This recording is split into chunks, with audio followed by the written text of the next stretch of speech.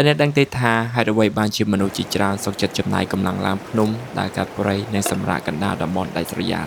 ចម្លើយគឺសាមញ្ញណាស់ព្រោះធម្មជាតិមិនដែលសួរនាំពីបញ្ហាជីវិតរបស់យើងឡើយប៉ុន្តែវាផ្ដល់ឲ្យយើងនូវចម្លើយតាមរយៈភាពស្ងប់ស្ងាត់ការធ្វើដំណើរផ្សងព្រេងមិនត្រឹមតែជាការដើរកម្សាន្តនោះទេប៉ុន្តែវាគឺជាការព្យាបាលតាមបែបធម្មជាតិដែលមានប្រសិទ្ធភាពបំផុតចំពោះខ្ញុំជាដំបូងការផ្សំព្រេងគឺជាការផ្លាស់ប្ដូរអារម្មណ៍ពីភាពស្មុគស្មាញមកកាន់ភាពសាមញ្ញនៅពេលអ្នកកំពុងដើរលើផ្លូវដ៏លំបាកខួរក្បាលរបស់អ្នកនឹងជប់គិតពីបញ្ហាកាលពីម្សិលមិញឬការងារនៅថ្ងៃស្អែកអ្នកនឹងផ្ដោតទៅលើជំហានបន្ទាប់និងការដកដង្ហើមបច្ចុប្បន្នដែលការផ្ដោតបែបនេះជួយឲ្យចិត្តដែលធ្លាប់តែរញ៉េរញ៉ៃមកមានរបៀបរៀបរយឡើងវិញលើពីនេះធម្មជាតិនៅលើភ្នំសម្លេងទឹកអូរប្រៀបដូចជាឲ្យស្ដុតដកដង្ហើមដ៏វិសេសវិសាលខ្យល់អាកាសដ៏បរិសុទ្ធមិនត្រឹមតែលាងជម្រះនៅទុក្ខកង្វល់នោះទេប៉ុន្តែវាជួយរុញច្រានភាពអវិជ្ជមាននិងភាពតានតឹងចេញពីរាងកាយ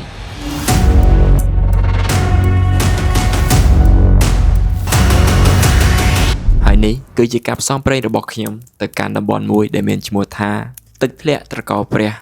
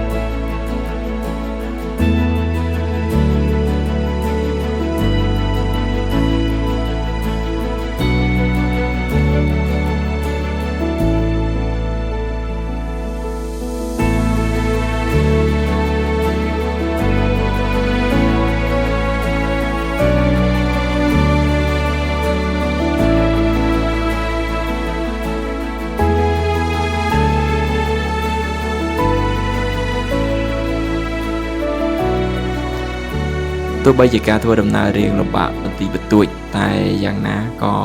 យើងអាចមកដល់ទីតាំងបានមកដល់ទីនេះមានអារម្មណ៍ថាស្រស់ស្រាយហើយស្ងប់ស្ងាត់ខ្លាំងមែនទែនដោយសារតែតំបន់នេះប្រហែលជាមិនសូវមានអ្នកមកលេងទេមុននឹងខ្ញុំក៏ឃើញក្មេងៗយុវជនដែលគាត់មកលេងនៅទឹកនេះដែរប៉ុន្តែគាត់លេងតែមួយផ្លេតទេគាត់បានត្រឡប់ទៅវិញហើយខ្ញុំមកបោះតង់ក៏រៀបចំបោះតង់ទៅអញ្ចឹងមកដល់ទីនេះយើងអាចមានសន្ទូចឬក៏យើងអាចមានមោកហើយយើងអាចរកម្ហូបបានដោយសារតែតំបន់នេះមិត្តភក្តិខ្ញុំថាសម្បូរត្រីហើយអញ្ចឹងក៏ខ្ញុំរៀបចំទៅរកបកគោលមងដើម្បីដាក់យកត្រីនៅយប់ហ្នឹងដើម្បីយកមកចម្អិនអញ្ចឹងសកម្មភាពផ្សេងៗខ្ញុំនឹង highlight ជាវីដេអូឲ្យអ្នកទាំងអស់គ្នាមើល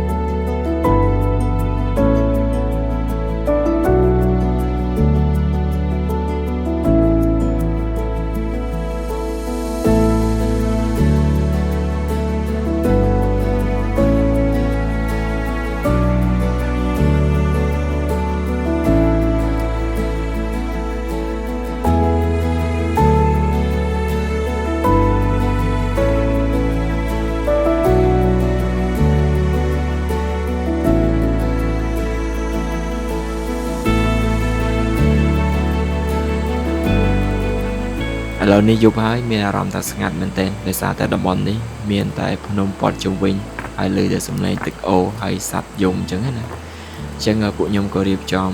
ដាំបាយធ្វើម្ហូបញ៉ាំដោយសារតែម៉ូហ្នឹងគឺអត់ទាន់បានលើកទេចាំលើកព្រឹកហើយពួកខ្ញុំក៏មានមន់ហើយដែលយកមកពីភូមិនឹងឯងគឺចំអិននៅយប់ហ្នឹងអញ្ចឹងរៀបចំបោចមន់ហើយយកមកអាំងហើយក៏មានត្រីងៀតតិចបន្តួចដើម្បីឲ្យអាំងហើយយ៉ាំយប់ហ្នឹងផងដែរអញ្ចឹងវាជាពេលវេលាមួយដែលខ្ញុំនៅតែចងចាំមកដល់ពេលនេះទោះបីជាកំពុងតែ voice over ក៏ដោយក៏ប៉ុន្តែនៅពេលនោះឯងគឺអារម្មណ៍របស់ខ្ញុំស្ងប់ស្ងាត់មែនទែនអូខេសួរថាខ្លាចទេមានអារម្មណ៍ថាខ្លាចដែរតែដោយសារតែវាគឺជាការសាកល្បងផ្លូវចិត្តដំបូងមកខ្ញុំក្នុងការផ្សងព្រេងទៅនៅកន្លែងដែលស្ងាត់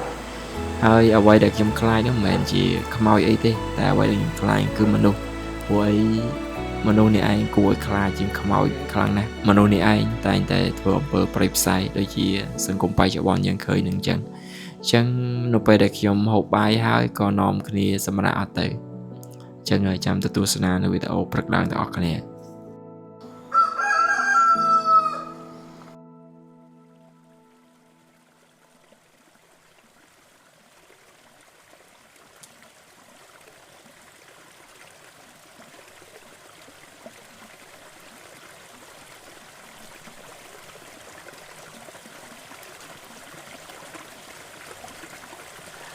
យប់មិញហ្នឹងគេមិនសូវស្ងប់ទេដោយសារតែវាត្រជាក់ខ្លាំងផងហើយរៀងប្លែកកន្លែងអញ្ចឹងហើយគេមិនសូវជាបានច្រើនតែព្រឹកឡើងគឺអាកាសធាតុស្អាតមែនទែនចុះអាប់ហើយត្រជាក់ពួកខ្ញុំក៏ងើបមករៀបចំកន្លែងដូចជាបកាត់ភ្លើងអីអញ្ចឹងណា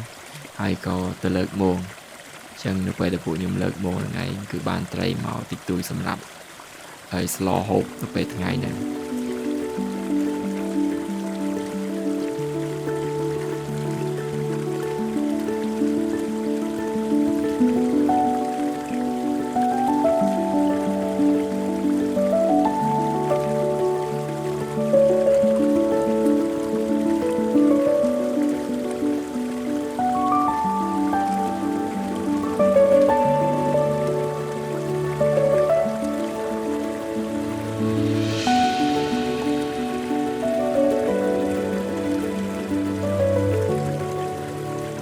អរគុណសម្រាប់ការទស្សនាកុំភ្លេចជួយចុច follow ឬក៏ចុច subscribe នៅក្នុង channel YouTube ខ្ញុំមួយផងបាទអរគុណច្រើនជម្រាបលា